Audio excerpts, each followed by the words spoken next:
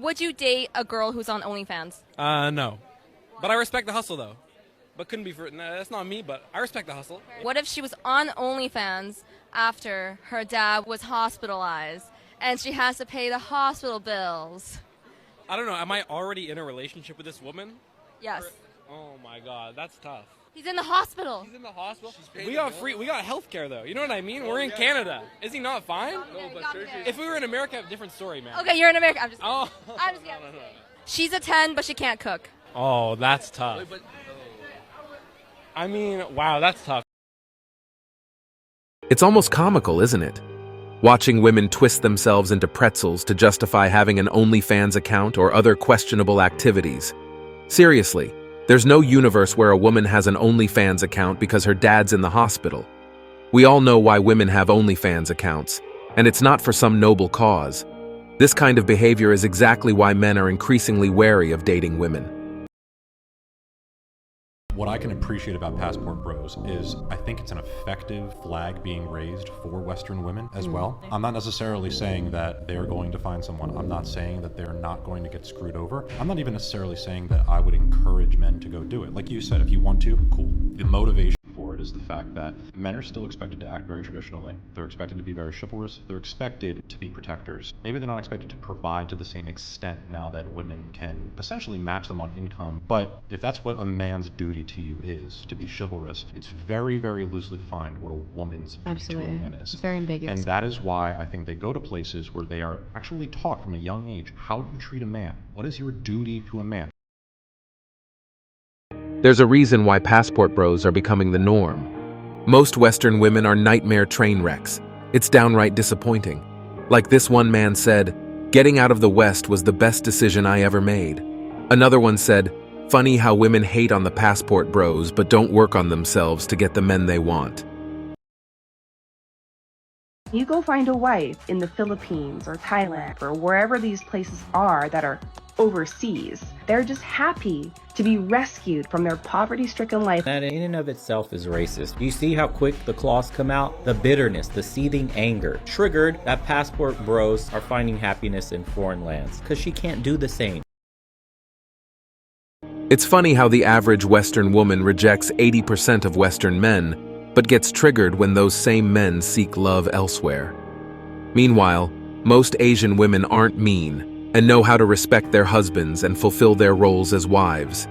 Asian women are polite and respectful towards their partners, love to cook, and take care of themselves and their parents.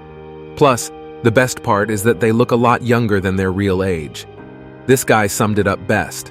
He said, "She needs to understand that a plane trip, a language barrier, and a cultural difference are less difficult to navigate than the modern Western woman's labyrinth of delusion."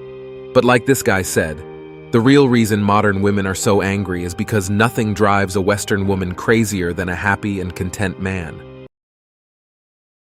I hate to break it to you. I think that we've just got a very, very selfish culture of women. And to any women out there that say I have internalized misogyny or anything like that, that would require that I have a problem with women worldwide. I do not have a problem with women worldwide. I have a problem with Western women. And if you think that I'm just like making this up out of nowhere, reflect on the fact that there are Western men that are flying out east to find wives. Are Eastern men coming out west to find wives? No. Where in the world are men flying out in droves to marry American women? Nobody wants us. Why? We're big, we're selfish. We don't want to hear anything. You can't tell me to eat less. You can't tell me to change my life. You can't tell me it's not about me. Tating's a nightmare. Tating is so bad. Oh, it's so bad. It's hard, you know, like we call people civilians if you're not in the business. So civilians don't like that I have sex with a lot of dick. They don't like that. It makes guys very uncomfortable and it makes them very insecure. I mean, I have sex with huge penises. Like big, like this is what I do every day. So a guy that's like 6 inches, which is totally fine and which feels amazing, he's like, but I'm not that guy. Yeah. You know, I'm not Manuel. Yeah. And it's just irritating, and I understand it. I'm compassionate of it.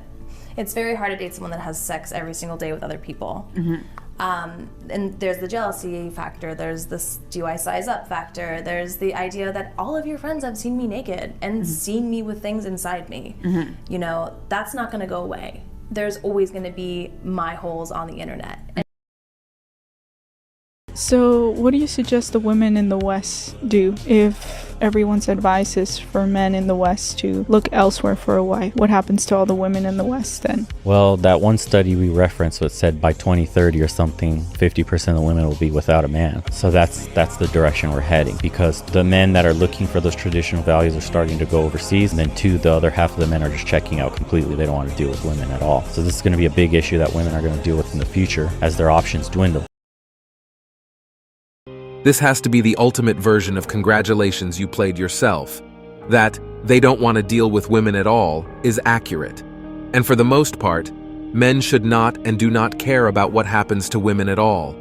Like this one hilarious commentator said, "What happens to all the women in the West then?" I missed the part where that's my problem. What he said is spot on, that America right now is going through play stupid games, win stupid prizes.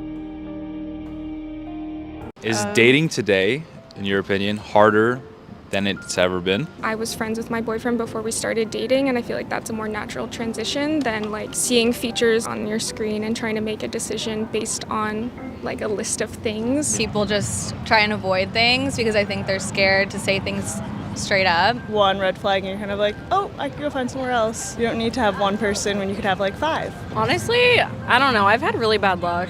So everything. Like, I've been treated like shit. I think a big part of it is because of social media. People see a lot, they are exposed to a lot. They're always looking for better, better, better, better. Everyone is always looking for the best thing, and they always think something else is around the corner, and you almost have too much access to too many people. The last woman nailed it. You're too busy looking for better instead of appreciating what's right in front of you. Remember, kids, feminism is not the same as being feminine. It's tough being with someone who's constantly competing with you and angry for reasons they can't even express. It gets tiresome and exhausting. Their expectations need a serious reality check. When social media and the boss babe movement convince 90% of women they deserve the top 10%, you've got a problem. I'm betting a good portion of the 10% who don't think they deserve a top-tier man actually end up with them because they don't come off as entitled and full of themselves. It's hard to date in a world where adults still behave like children. Surefire way to push a sex worker away, specifically like, you know, the ones of us that like do content and shit, like, and like we're just like newly talking and shit, and then you're like, oh, we should do content together. You lose. You lose. I don't want to talk to you anymore after that.